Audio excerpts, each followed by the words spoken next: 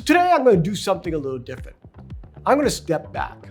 I'm going through the layers as it relates to building, designing, architecting, deploying AI applications, and talk about those steps, the importance of each of the steps, the learnings within each of those steps. And so we'll have an end-to-end view of building these applications and a few guidance and learnings along the way.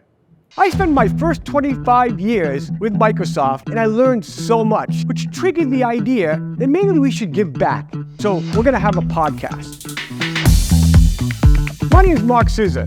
I'm the Chief Technology Officer for Microsoft Asia region. We're going to talk about technology, challenges, and solutions. So please join us. Hello, and welcome to the next episode of Let's Talk Tech. I actually have the best job at Microsoft.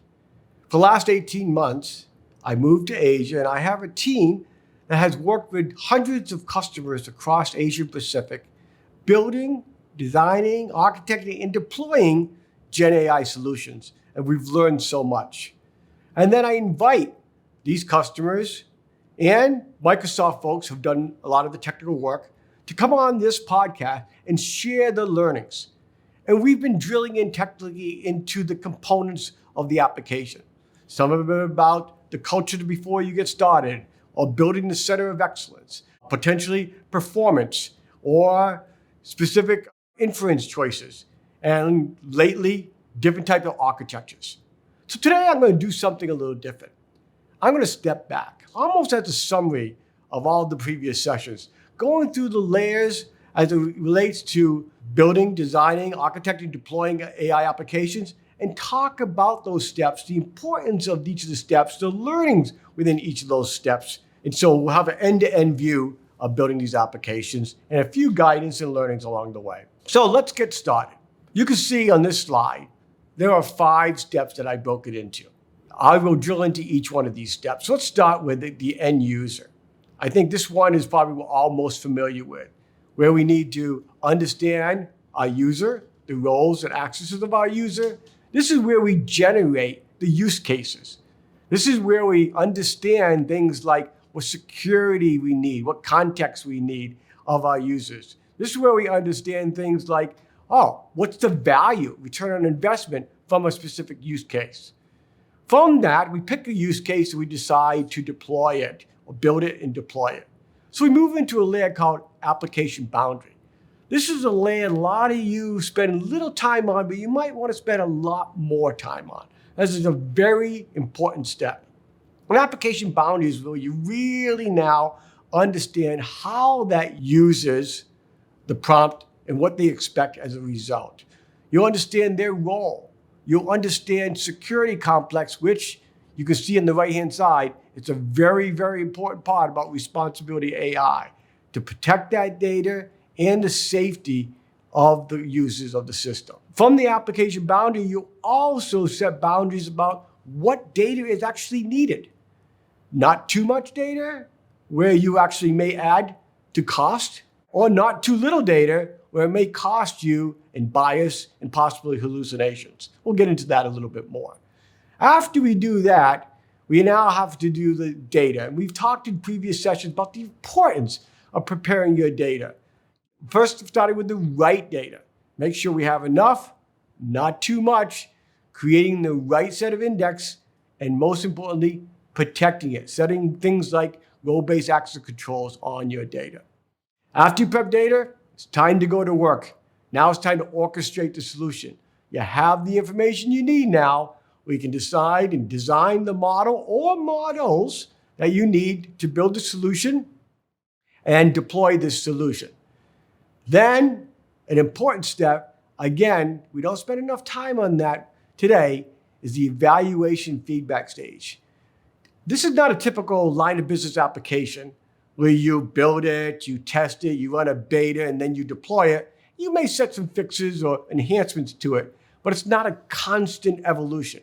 Well, your generative AI application is a constant evolution. You're going to learn, you're going to change, you're going to iterate, and always making it better. Now that we understand these 5 steps, and of course, the most important step, responsibility AI, to ensure the safety and security of our users, let's actually walk through each of the steps to talk about learnings and benefits and go into a little bit more detail. I think we already know the end user. That's something we're all very, very familiar with. So we won't spend much time on that. Outside, ensure that you understand the return on investment, the value. What's the objective? If you pick a use case, is it about lowering costs? Is it about improved productivity? Is it about growing your users? Understand this so you can define a return on investment and pick the use cases that have the largest return on investment. Let's assume that we did that. Now it's time to go into application boundary. You can see from this slide, this is an important set of detailed information that you need. Truly understanding each user and their role, how they're interacting with the system, the expectation of the results coming from the system. And then, of course, compliance, security at all levels, and the functionality of your system. This is what you want to set the goals and boundaries for. And this is the step where you determine what data you need to bring into your model in order to get the right answer. If you bring in too much data, it could cost you in performance. If you bring in too little data, are you going to get the right answer for your users? In this step, think about the learnings. It's going to help you better identify the correct data, the right data for quality and performance. It's going to help you determine also what the right model is, because we're going to understand the user expectations. And if we do it right and we get the right data, it will reduce hallucinations and biases as well. Now let's move on to another pre-step. And we talked about this in the past. It's one of the most important things. This is providing the right data, finding the right set of data. It may be data that's already in a model. It may be data that's out on the encyclopedia of the web. It may be data in one of your production systems, or it may be PII data where you'll have to protect it. Understanding what data you need, creating the right indexes for great performance against that data, and don't forget about securing it. Things like role-based access control, especially on specific pieces of data like PII data. I want to give you an example of simple right data, wrong data, because it's vague, not too much, not too little. Let's say you ask me a question about any topic, and I'm going to give you the answer based on what I know in my head. I could be a smart guy, hopefully I'm a smart guy, and I give you an answer. Now, take that answer, it's obviously biased. It's biased towards what I know. Now, if you ask me a question, and I research it, I bring in other information, other opinions, add it to my own, am I giving you a more quality answer? That's what we're talking about here as well. The right data, the right amount of data for high quality, but not too much where it might cost us on performance or cost. So predetermined data, very, very important step. Ensure the data sets are complete. Ensure you're applying security, specific role-based access control to the right sets of data as well. Okay, so we did our prep. Now it's time to orchestrate. This is it. This is the end-to-end where we put the solution together. And this is where you have to decide things like, what model do I use? Or do I use multiple models? The pre-steps help give us input into making decisions such as that. And when you get one model or multiple models, then you have to go through things like, how am I going to inference against that model? Am I going to RAG, fine tune, etc.?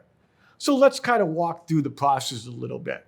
Let's assume that we know that we want multiple models, or we're trying to determine that. How do you do that? Well, you start with a foundational model, something that's encompassing, something like GPT-4, GPT-4o. And then you might do some prompt engineering against that and set a baseline. And then you realize from that baseline, am I getting the quality I need? Do I need more data? Am I getting the performance I need? That will help determine one model, multiple models. Do I have PII data? A data that's going to identify individuals, and we don't want that because that is against the principles of responsibility AI. So we might put that into a separate model and decide to put that maybe on-prem or secure it in a different way. So it starts with foundational models, and then you determine, based off that baseline, whether I need one to multiple models.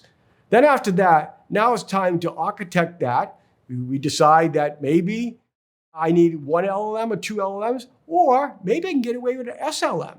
High quality, but lower cost, faster to fine tune, maybe even against those smaller GPUs, we don't need the highest end GPUs, so cheaper as well. So I decide on SLM versus LLM based off cost, efficiency, performance, and of course, security. So we have the right model, we do the testing, then we decide, do I do a RAG? Do I do a fine tune? And we had sessions previously where we talked about this as well. So I won't go into detail, but the same type of process. Start with a prompt, see where the gaps are, add RAG, proper indexing, see where the gaps are, and see whether you need to fine tune or not.